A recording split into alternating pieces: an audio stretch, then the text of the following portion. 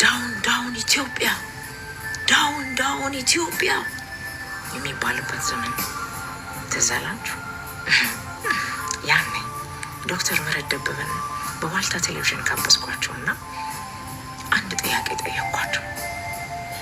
ዶክተር፣ ሰው እንዴት ያደገበትን ሀገር ዛሬም ድረስ ወገኖቹ የሚኖሩባትን ሀገር በሰው ሀገር ተመቻችቶና ተደላድሎ እየኖረ እንዴት አስፓልት ላይ ወጥቶ የሰልፍ ፍቃድ አውጥቶ ሜጋፎን ገዝቶ ሪሶርስ አውጥቶ ድምፁን ጮክ አርጎ ላንቃና ተናቡን አላቁ እንዴት ሀገሩን ዳውን ዳውን እያለ ሰልፍ ይወጣል?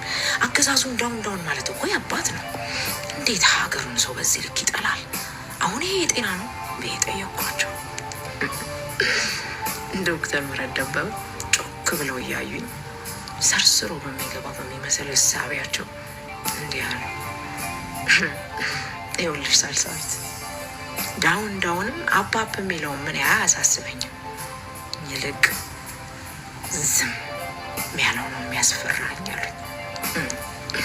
ይኸውልህ ሀገሬ ሞታለች ዳስጣል ያለ ለዚች ሀገር እድሜ ልኬን ስጮህላት አመድ አፋሽ አደረገኝ ብሎ አልቅሶ ሰለችሽኝ ያላትም ቢሆን ሲያሻውም ምን አባቷ ደግሞ ይቺ ሀገር ናት እንዴ እያለ ከፍ ዝቅ የሚያረጋትም ፍቅሩ ይሆናል እንዴ የሚያሰኛቸው። እና እንዴ የከፋ በሚመስለው ሰዓት ገሚሱ ሞታለች፣ ገሚሱ ትንሣኤዋ ተበስሮ እያደገች ነው፣ ገሚሱ ደግሞ ምን ሀገር አለ እያለ እርስ በርሱ በሚባላበት በማይስማማበት ሰዓት ሀገር አለኝ ብለው በጎን ተቀምጠው እሳቱን እየሞቁ በወላፈኑ እየሰከሩ በጸባችን እየሳቁ ዝምታቸውን መርጠው ቁጭ አሉት። እነሱ ነው የሚያስፈሩት። ምን ነው አዋቂዎቹ ናችሁ ሳለ ሀገር ማዳን የሚችል ሀሳብ አዝላችሁ ሳለ ደፍረው ወጥተው የሞተች ቢመስላቸው እየሞተች ነው፣ ያደገች ቢመስላቸው እያደገች ነው።